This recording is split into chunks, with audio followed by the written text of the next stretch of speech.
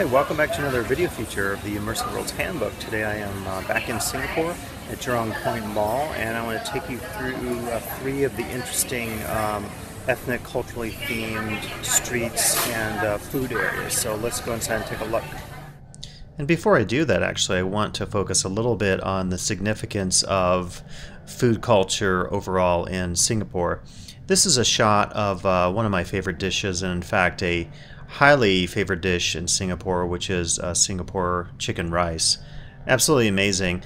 And to have this context, when you travel to Singapore, you know that it is a culture that very much is known for its food. So with that being a fact, and there is so much competition for good food throughout the city, it's clearly the case that you could use theming as a way to establish yourself above the competition. I wanted to point out here, you could see throughout the malls you have places that are, in this case, a cafe that's Swiss themed. We have another one coming up here, a German imbiss as well. And so place theming, I think, is, I would say, fairly common in many of the malls that feature all sorts of cuisines from around the world. You can even order, if you like, Texas chicken. I don't necessarily associate Texas as much with chicken, but there you go. And even the famous coffee bean and tea leaf has a setup in both Singapore and Malaysia. And in this case, they have a concept restaurant, which is a sit-down bistro, which you can't actually even find in the States. So I was particularly excited since I'm a big fan of the coffee bean and tea leaf. And the second aspect of looking at Singapore and its food culture is the fact that there are hawker centers present everywhere. And this image here is quite interesting because this is near Chinatown, and as you'll see in a second, the wider shot of this hawker center, this is one of the many food courts that you'll find in the city, but as you can see here, there isn't anything particularly themed about this, right? You have the various food stands around, but in the middle you have very austere decor with white tables and fluorescent lights and the like. And so I think one of the reasons that we see some of these themed hawker centers is to compete with the traditional hawker centers. This was one of the ones very near my hotel where I stayed, near Little India. And here is actually the place, Food Republic, which is a chain of these basic food courts, I guess you would say, where I received my famous chicken rice that was so good I had to go back a couple times. And again, this is a chain food court, but it has some design certainly applied to it. Now, these next few images are from one of these place-themed food courts that I noted throughout Singapore, and then I'm going to show you from Jurong Point, the mall. This was, I believe, at Vivo City, and I was quite impressed to see the design that they took here. And as you can see, there's a sense of trying to recreate place authenticity with the decor, with the architecture, the signage, and the like. This actually is an image from the Malaysian food street, and if you had a chance to look at my Universal Studios videos, you get a very good focus on this particular themed food court, which was certainly at the top, I would say, throughout my visits in Singapore. And the next one is also from Universal Studios Singapore, and this was a Korean themed food town. Again, what we're taking here is the idea of the hawker center, which exists everywhere, including in the airport, and then we're theming it with place association or culture-based associations. So with this context in mind, let's actually then go into the main focus of this video. And these all take place, I'm going to show you three specific themed food courts or food streets: Japanese, Hong Kong, and Korean.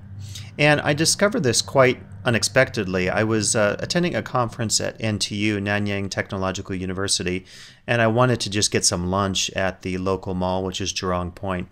As you can see, like a lot of malls in Singapore, there's the indoor-outdoor dynamics in terms of having a lot of flora inside, and certainly an attention to decent architecture and design and the like. But what actually happened was I had discovered this first food court you're going to see in a second, which is the Hong Kong one. But I wanted to show you first that you can see within the same mall, you have an unthemed food court. So this is your traditional run-of-the-mill food court that has, you know, fine cuisine options like a hawker center, but doesn't necessarily have any aesthetics or design applied to it. So this is in the same mall competing with these other three place, culture and place-based food streets. So what happened was I was walking through the mall, and just through a row of stores and to my left I saw this very vivid row of lights, and this is basically what I saw, and this is the Hong Kong food street. And I actually went to one of the information desks and I said, what exactly is this? And I hadn't seen a map or anything like this. And she said, well, this is this amazing space sponsored by the Hong Kong Tourism Board, and the idea is that it creates the look of a typical street in Hong Kong. And so what I did was, and I'll show you the video in a second here, I took a few strolls just up and down this space, and I was completely blown away. I mean, I think in some rare occasions, sometimes I will discover a space like this that thoroughly surprises me, that thoroughly gives me a sense of total immersion. And I think, as you'll see in some of the video here, they paid so much attention to the fine details in terms of creating a sense of ambiance. Certainly the lighting itself and the use of signage, I haven't seen anything like this. I haven't been to Hong Kong, unfortunately, yet. I didn't get a chance to go there. But as you can see, walking through this street, it is, again, this is inside the shopping mall. So you really do have this sense of space and even an outdoor street, even though you're actually inside. And I think this particular approach to theming could certainly stand its own were it placed up against, you know, competing any of the famous theme malls in Las Vegas, Caesars, Bellagio, Venetian, and so forth. And so we continue to walk here, and you can see the sense of vitality they've created here. I think visually, using the signage, using the compression of space and the stores being so tight together, like presumably one would see in a typical Hong Kong street, you create this very vivid, impressive approach to space and theming. And also, I discovered right here in this next shot a map of the Hong Kong subway system. So again, you get this referencing back to place. And you'll see here just outside, you have your typical street sign. So that is basically orienting the guests to the space just before they enter this amazing themed food street.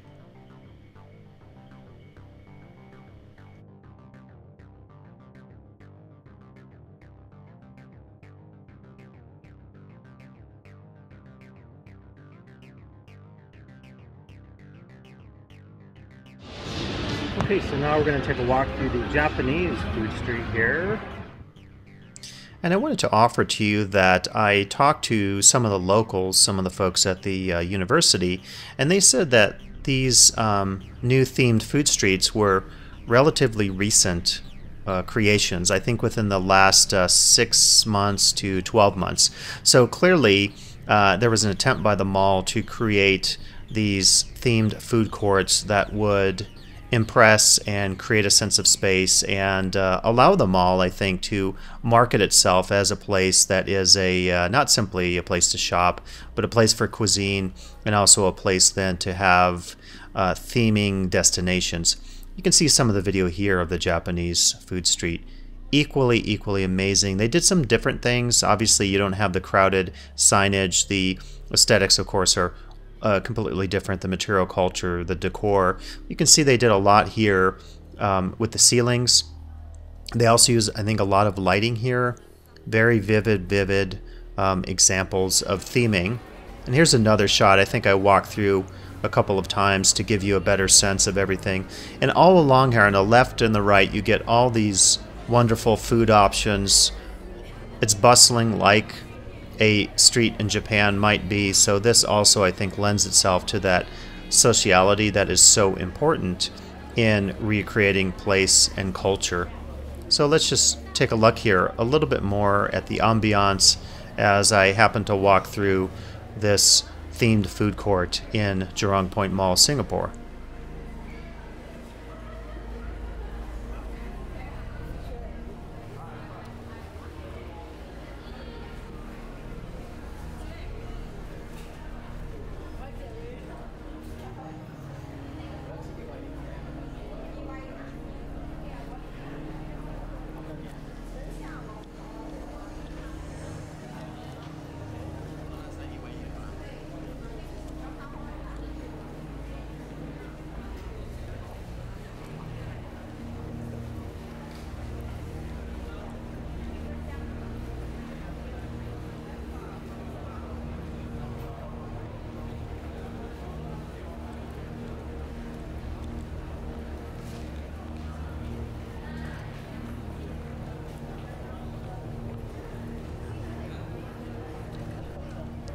So again, I think you had a chance in this video to see that each of these spaces, the Hong Kong street and the Japanese street, did a lot, I think, in terms of recreating space and giving a typical food court this incredible presence and ambiance.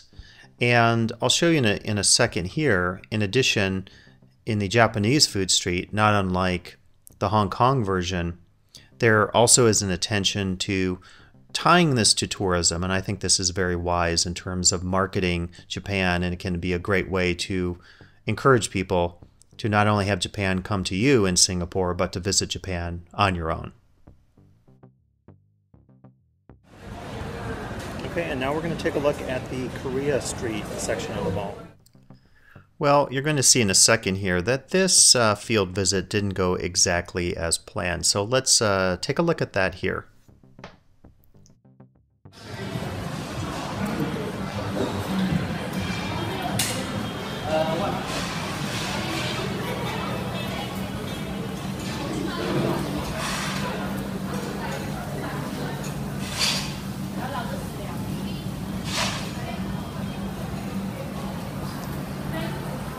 Yes, sir. Hi, I was just looking. I was looking at the Hong Kong and the Japanese, and I'm looking at this space.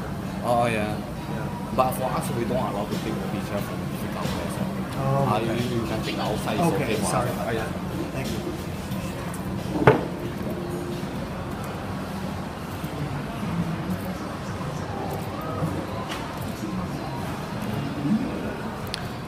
Well, indeed, as you saw there, I was essentially busted. And what happened was I walked in with my camera, as I did in the other two food streets, and I simply was trying to take some of the imagery. And the general manager, who I think you're going to see here as we zoom in on this one still photo that I did capture, I don't know if you could tell on the video there with the audio, but he was quite upset. And I explained to him that, you know, I was appreciating the other two versions, the Hong Kong and the Japanese versions, and I wanted to get some imagery of the Korean one, and he basically said, well, we don't allow that here. And as I will mention in my live video in a second that you're going to see, quite ironic because this was the least impressive in terms of the theming, and I would say couldn't stand up against the other two themed streets. The other thing I thought about was, you know, how hard would it be to allow me to take a few photos or videos? I mean, how often do you have someone coming in who is oohing and awing about place-based theming, and someone who's come from so far from the United States to have the opportunity to study something like this? But alas, this happens in many cases where I am trying to appreciate something like the theming of a particular space, and there is some legality or bureaucracy that prevents me from having that opportunity to do the research.